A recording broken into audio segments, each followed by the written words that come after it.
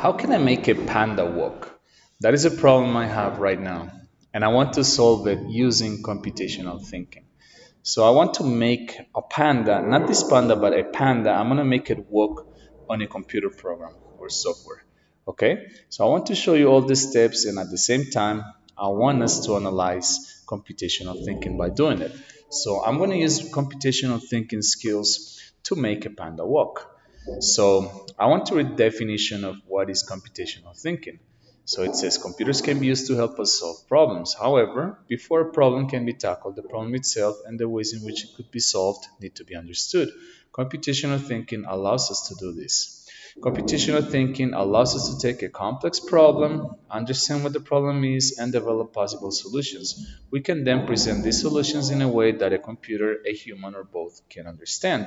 So the problem I have right now is to make a panda walk. So I want to make a plan here to solve this problem. So when I make a plan to solve a problem, I'm actually exercising my computational thinking. So here's the plan that I have.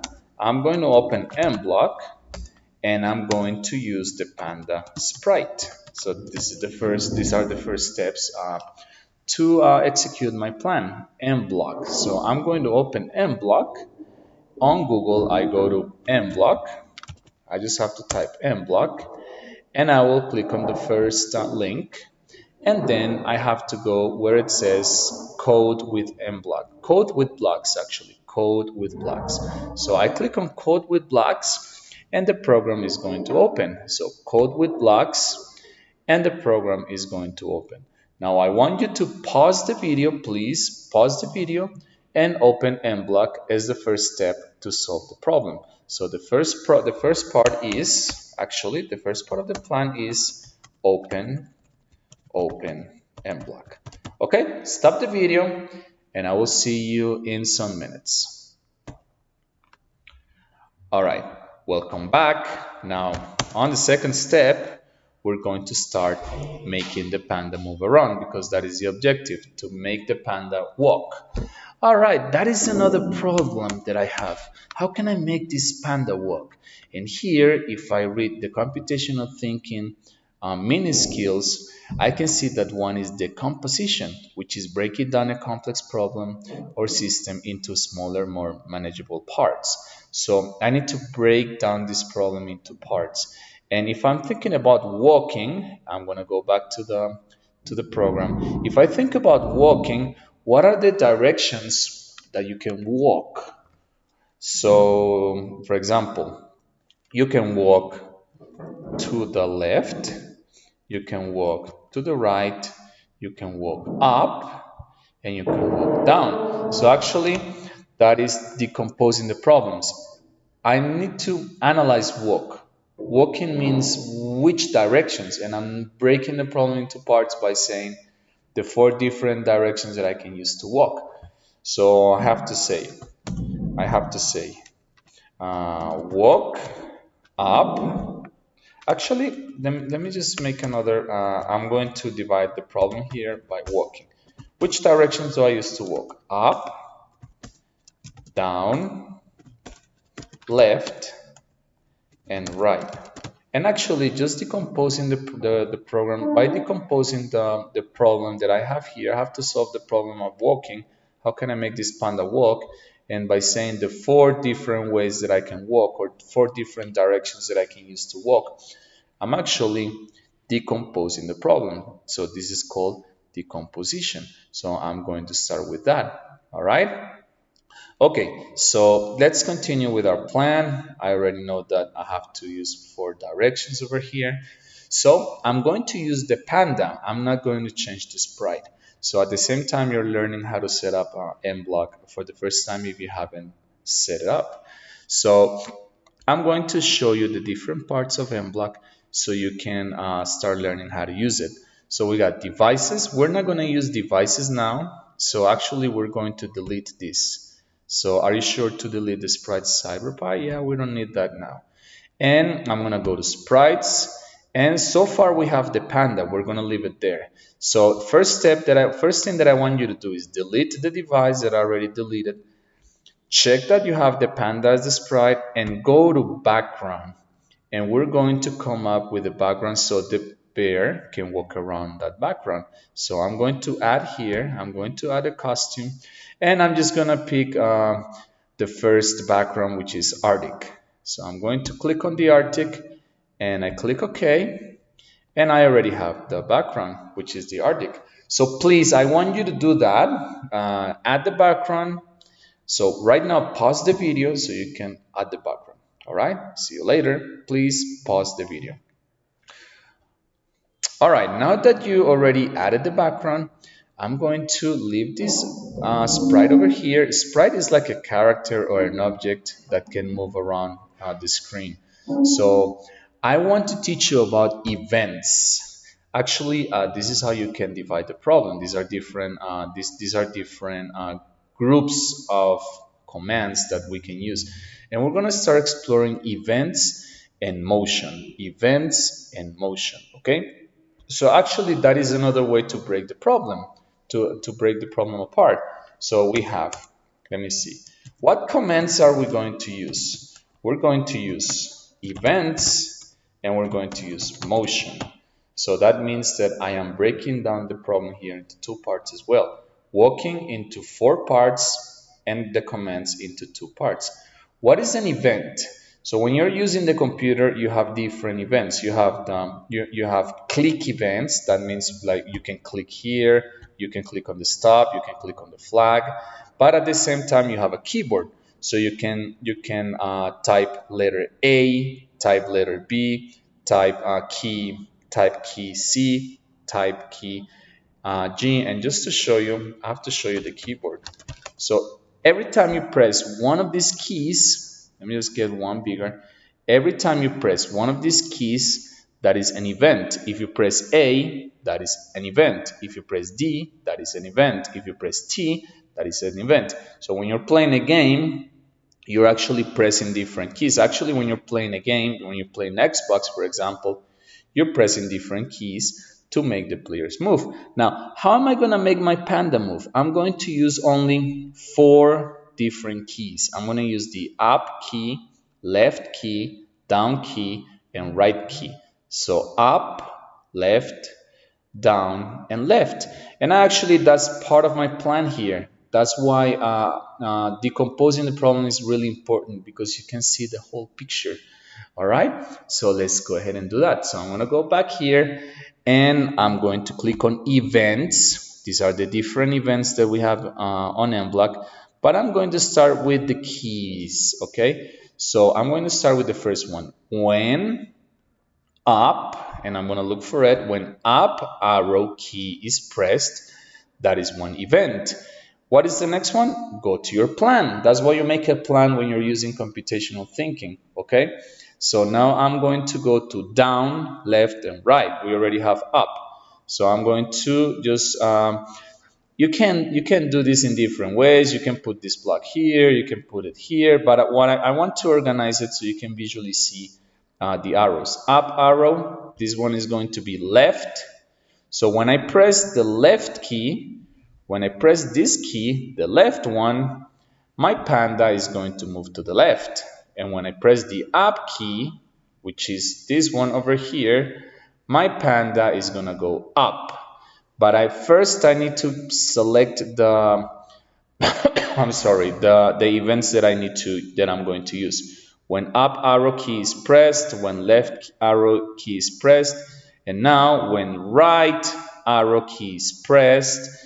And which one am I missing? So you go back to your plan that you're using for computational thinking, decomposing the problems into different parts.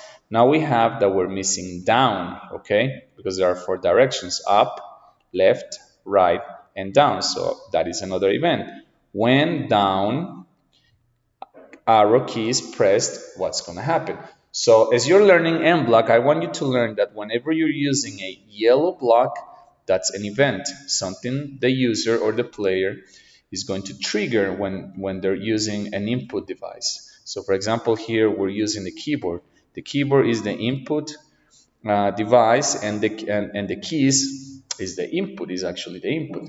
Now we're going to go to motion, but before that I want you to pause the video. Please pause the video and do this, okay? and go back when you are ready.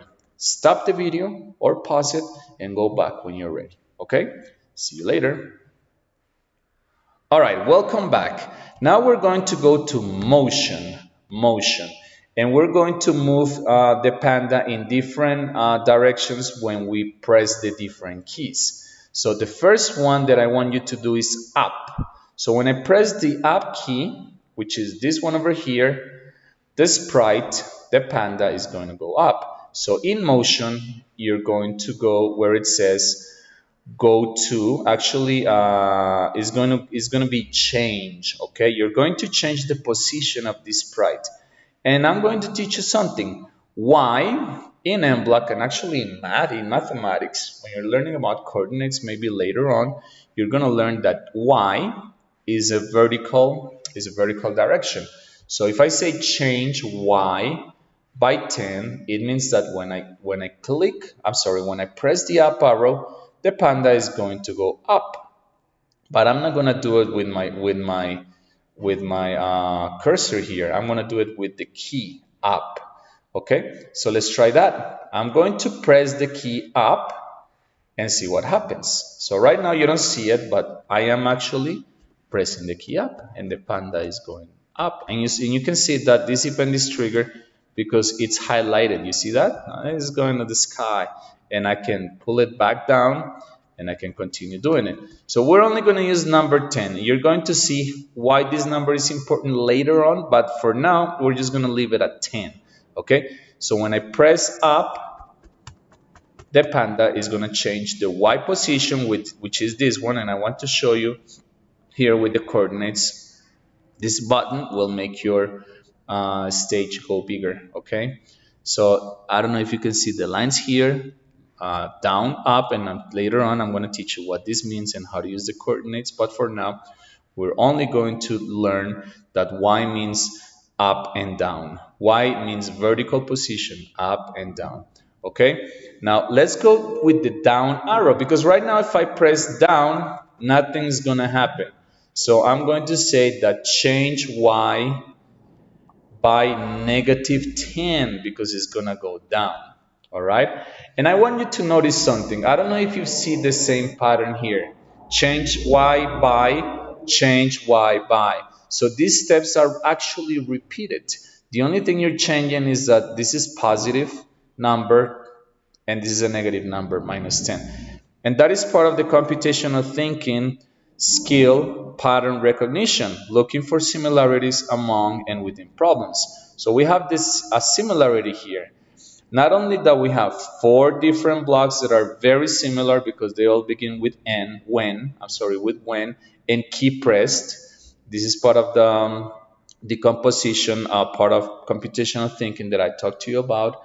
But now we're recognizing different patterns, similarities in the code, change y and change y. And now you're going to move to the horizontal position or direction. Now when the left arrow key is pressed, I'm going to change x by 10 or -10. What do you think? Look at the coordinates here, and this is negative, is to the left when you talk about horizontal directions, and positive to the right. Okay, so this one has to be -10. And now you see the same pattern recognition. Change y by 10. Now why x? Because we're going in a horizontal way. Now if this is negative, and I'm going to try it out now by I am pressing the left key, and look what happens. When I press the left key, the panda starts going to the left. Now so far, and I'm going to get rid of these coordinates right here. So far we got up, and you can see the code highlighting here, the blocks. Down, you can see it highlighting yellow, and left. And nothing on the right, because I haven't triggered any commands. Okay, so I'm going to change x by 10. This one was -10, and this one's going to be 10. And now I can make my bear walk around in all directions. Look, that is the idea. We're going to leave it at 10, but I think you can play around with it. What happens if instead of 10, we do 20 when we go up? Or let's do 30 when we go up. What is the difference? What is the difference between going down and up? Oh, it goes faster or it goes longer distance, okay? So you can play around with the numbers, but for now, I want you to leave it at 10, okay? So now you can pause the video and finish this code and explore pattern recognition, the same patterns for achieving the same objective, the same bigger objective, which is to make the panda move all the way around, okay? Pause the video and do it. All right, now that you're back, we're going to finish making the bird walk all the way around by exploring different computational thinking skills here. Abstraction, focusing on the important information only, ignoring irrelevant detail. So for example here, this is the only detail that we need, the direction. We only need the direction of the panda. That's all we need. We don't need anything else. We don't need the size. For example, we don't need to change size when we're clicking on the left. Now it's changing size, but I don't want it to change size, okay? I only want this to be direction, so I'm focusing only on the directions. Now I have a very big bear, but I'm gonna leave it at 100, okay? And actually here, and I'm gonna show you that later, you can play around with the size here. But that's not the idea now, you see? When you are coding, when you're programming, you concentrate, when you're doing abstraction, you concentrate only on different things at the same time, okay? Right now, we're only concentrating on making the panda walk. That's all I care about. I don't care about the size. I don't care about the color. I only care about the panda moving around. That's all I'm doing, walking around. And that's what abstraction is about. Abstraction is about focusing on the important information only, ignoring irrelevant detail. Okay? And to finish, algorithms, developing a step-by-step solution to the problem or the rules to follow to solve the problem. And actually, we have the algorithm here. So we solve this problem by using 4 different blocks. When up arrow key is pressed, you do this. You change y by 10. When left arrow key is pressed, you change minus 10. I only used events and motion. Events commands and events and motion commands. That's all I needed to use. So I only need 4 blocks, and this is actually the algorithm. And you can say that the plan is also part of the algorithm because it helps you prepare for it. So we have 4 directions, up, down, left, right, and 2 commands. That's all the algorithm we need. So to recap, and I'm going to finish this video, and after you finish this video, you're going to take a test on this website. I want to summarize everything. So what I did first was to say that computational thinking helps us solve problems. But to solve a problem, you need to make a plan, all right? And thinking like a computer, you follow some instructions, you develop possible solutions, and then you present those possible solutions in a way that the computer or another person can understand. For example, in this way, the computer is understanding this through the software of MBlock, and you can actually make the panda walk. And the different soft skills, decomposition, breaking down a complex problem into different parts. We already did that when we broke down the problem into these parts, walking in different directions, 2 types of commands, events in motion, and abstraction, when I told you that we only care about walking around, we don't care about colors, we don't care about size, we only care about moving around the place, all right? And finally, the algorithm, which in this case, we only have 4 different types of blocks. Actually, 4 different events and motion.